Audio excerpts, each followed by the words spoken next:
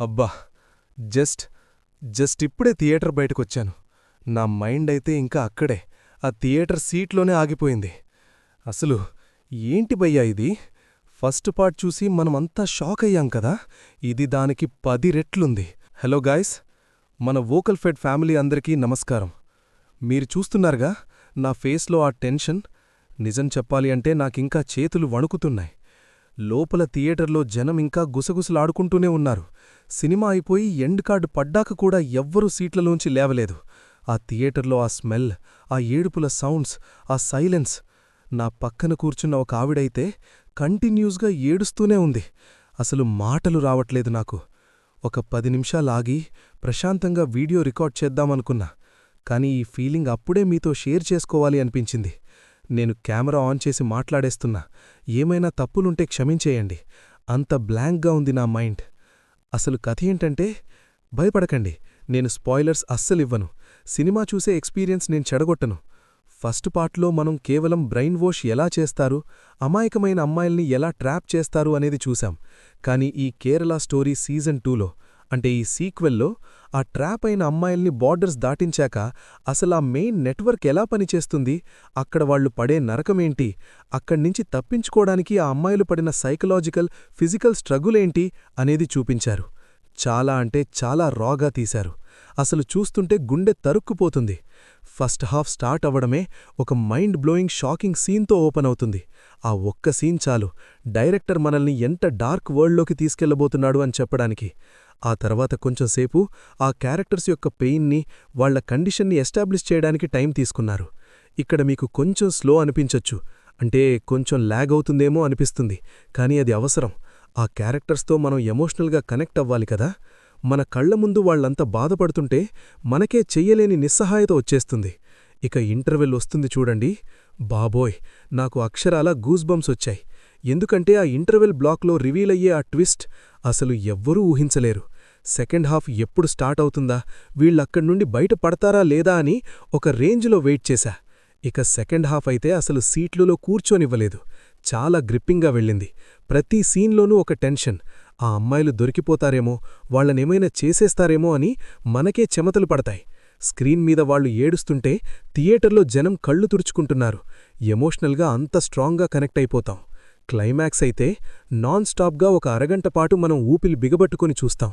ఆ fight for survival, ఆ satisfaction, ఆ బాధ అన్నీ కలిపి ఒక డిఫరెంట్ ఫీలింగ్ వదిలేస్తుంది మన మనసులో. యాక్టర్స్ గురించి ఖచ్చితంగా మాట్లాడుకోవాలి. అదా శర్మ, వాట్ ఏ పర్ఫార్మెన్స్ అండి అసలు. ఫస్ట్ పార్ట్లోనే పిచ్చెక్కించింది. కాని ఇందులో ఆమె కళ్లల్లో కనిపించిన ఆ భయం, ఆ కసి, ఆ నిస్సహాయత జస్ట్ అవుట్ స్టాండింగ్. ఏడ్చే సీన్స్లో ఎవరైనా కొంచెం ఓవర్ యాక్షన్ చేస్తారేమో అనిపిస్తుంది. కాని ఈమె చాలా న్యాచురల్గా ప్రాణం పెట్టి చేసింది.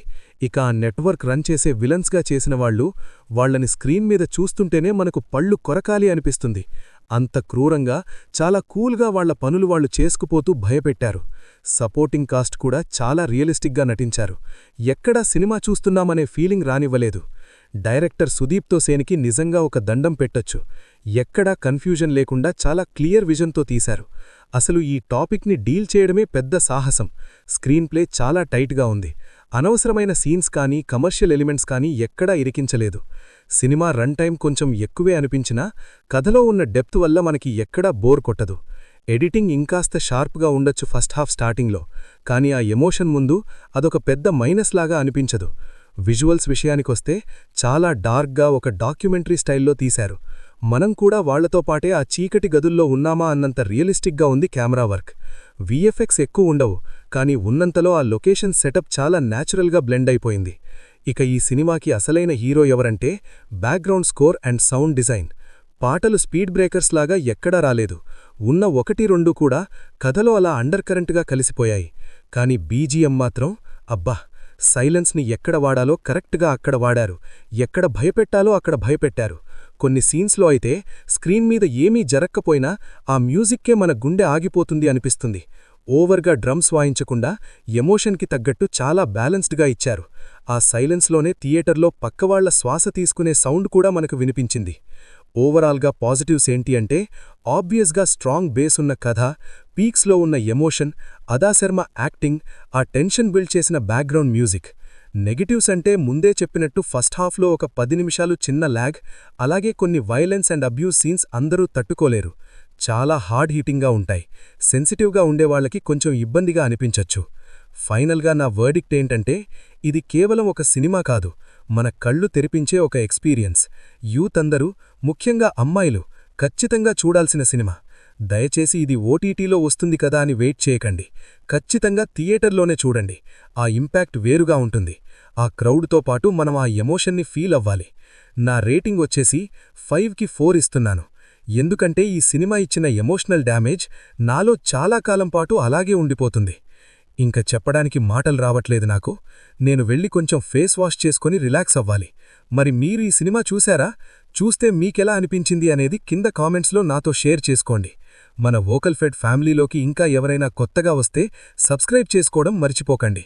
మీ సపోర్ట్ ఉంటే ఇలాంటి జెన్యూన్ రివ్యూస్తో మళ్ళీ మీ ముందుకు వస్తూనే ఉంటాను మరి. Take care. బాయ్.